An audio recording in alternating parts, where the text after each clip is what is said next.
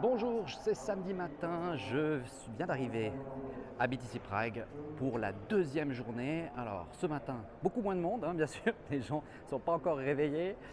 Les premières conférences ont commencé et je vais profiter du fait qu'il y a peu de monde pour faire un petit tour de la salle des expos, enfin la halle des expos, pour voir un peu les différents stands qui existent. Alors là, je suis à l'entrée, vous pouvez voir qu'il y a tout plein de merch à acheter, donc des t-shirts, des casquettes, etc. Alors celle-ci, elle m'a été offerte par Beatbox, open source everything. Et puis on va regarder un peu tout ce qu'il y a. Alors, ici sur la gauche, on a Bitmain, le principal producteur d'ASIC de minage de Bitcoin, avec son nouveau système hydraulique de refroidissement. Donc c'est vraiment le S23, c'est vraiment la quintessence du minage et la meilleure machine qui existe actuellement. Vous pouvez voir ici tout le système hydraulique de refroidissement.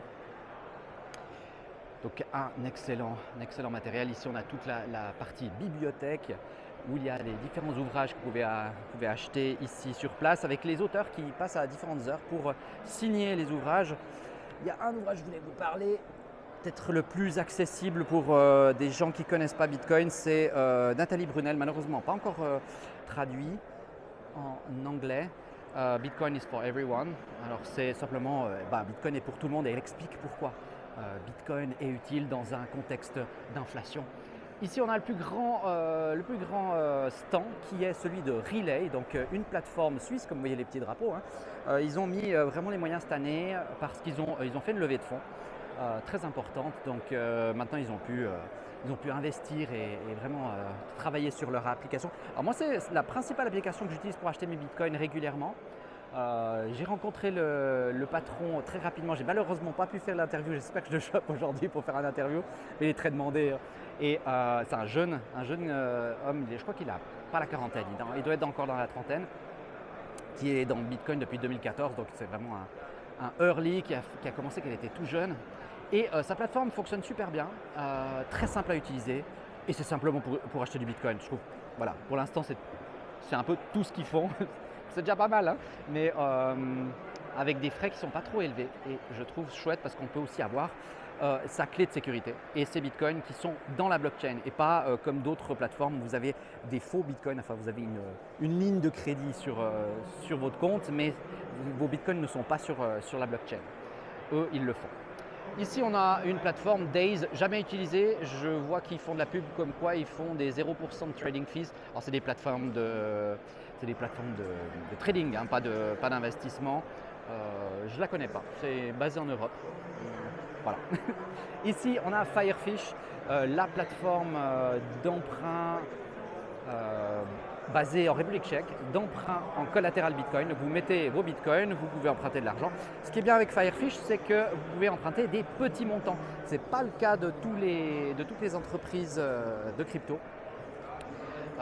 Des entreprises de prêts collatéralisés en Bitcoin, souvent il faut des gros tickets d'entrée pour pouvoir faire des emprunts. Là, avec Firefish, l'intérêt c'est que vous pouvez faire des petits emprunts même de 1000 euros. Donc c'est vraiment chouette pour faire votre premier emprunt. Firefish, vraiment je le commande et assez facile d'utilisation. Voilà, ici on a la galerie d'art comme vous voyez. Alors, différentes. Alors là vous avez une référence à Samurai Wallet, qui est un wallet où malheureusement les fondateurs ont été arrêtés par les autorités américaines, comme quoi ils auraient aidé à aider des criminels tout simplement. Mais en fait c'est pas du tout vrai, ils n'ont jamais géré l'argent des gens, ils ont simplement fait du code et des gens mal intentionnés ont utilisé leur code. Mais qu'est-ce qu'ils y peuvent Mais malheureusement la juge qui a saisi cette affaire les a condamnés à la prison. Donc voilà, c'est une triste histoire. Voilà, vous voyez un peu les différentes œuvres d'art. C'est la première fois je crois qu'il y a des œuvres d'art à BTC Prague. Généralement, il y avait rien. Alors ici, c'est un peu plus bruyant parce qu'il y a la deuxième scène. La deuxième scène de l'expo, enfin de BTC Prague. Je vais faire un tour de ce côté. On va voir un peu par ici. Vous voyez, ici, il y a un bar. Vous voyez, tout s'achète ici en Bitcoin. Là, j'ai utilisé uniquement mon wallet Lightning Network avec Phoenix durant ces quelques jours. Alors ici, il y a plein. Alors ici, vous avez des entreprises qui aident à voyager ou à déménager, tout simplement. Liberation Travel. Il y a même un gros projet plus au fond, je verrai si je retourne après, où ils vont construire carrément des villages dans différents pays pour que des bitcoiners puissent se rassembler à certains endroits. Voilà, ici je passe rapidement. Alors ici il y a 21 Energy qui est des Européens qui utilisent le minage de Bitcoin pour chauffer, que ce soit une centrale là-bas comme vous voyez, ça c'est un boiler. Vous avez aussi des radiateurs. Vous pouvez utiliser simplement acheter ces infrastructures, pas spécialement pour miner du Bitcoin, mais pour utiliser le minage de Bitcoin pour chauffer différentes choses. Alors c'est rentable à partir d'un certain niveau. Je sais que certains ont calculé, ça dépend où vous habitez. Là, si vous habitez dans un pays où l'énergie est extrêmement chère, ce n'est pas forcément le meilleur investissement. Mais j'ai un ami islandais, alors là-bas, bon, l'énergie est particulièrement peu chère. Puis il avait dit que bon, voilà, après une année, il était bon, quoi. Il chauffait avec son radiateur de minage Bitcoin et puis il avait remboursé son radiateur après une année. Et voilà, c'est un bon investissement parce qu'après les prochaines années, il continue à miner du Bitcoin, à chauffer sa maison en même temps et il gagne de l'argent avec ça, donc c'est pratique. Voilà les différentes œuvres d'art, j'en avais parlé hier, je vais juste remontrer cette œuvre d'art de Lady Blockchain qui est une artiste suisse que j'aime beaucoup, qui fait des sacrés travaux, malheureusement c'est un peu cher pour moi pour l'instant. Voilà, ici on a The Bitcoin Way. Une entreprise qui fait un peu tout, qui fait de la gestion, de la sécurité, de l'assurance et qui vous aide en fait à conserver vos bitcoins différemment. Là, je vais sortir un peu de l'espace, je vais aller dehors.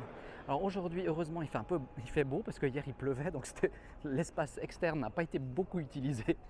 Mais ici, on a Vexel. Alors Vexel, j'aimerais juste en parler parce que c'est vraiment sympa. Ils ont une plateforme où en fait vous faites du no KYC, des échanges de Bitcoin no KYC. Donc je vous montre juste le logo. C'est une entreprise tchèque. Donc simplement, ils mettent en relation les gens qui veulent vendre et les gens qui veulent acheter du Bitcoin. Et cela vous permet de faire ça sans donner toutes vos informations financières. Ici, il y a un coiffeur. Alors il n'est pas là encore.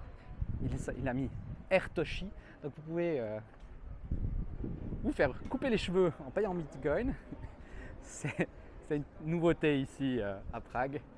Donc on a plein de stands, que tous des gens qui acceptent les Bitcoins. Là il y a l'équipe de Bull Bitcoin qui arrive, là, les Français. Donc Bull Bitcoin c'est un super wallet développé par des Canadiens à la base, par Francis Pouliot, le Québécois. Et il a toute une team de francophones, c'est leur principale langue de travail d'ailleurs. Et je conseille vivement d'utiliser Bull Bitcoin pour les Français. Malheureusement, ce n'est pas encore disponible en Suisse, mais ce le sera bientôt. Et voilà. Alors moi, je vais prendre un petit café ici, acheter avec mes Satoshi, et puis je vous retrouve à 14h pour un live.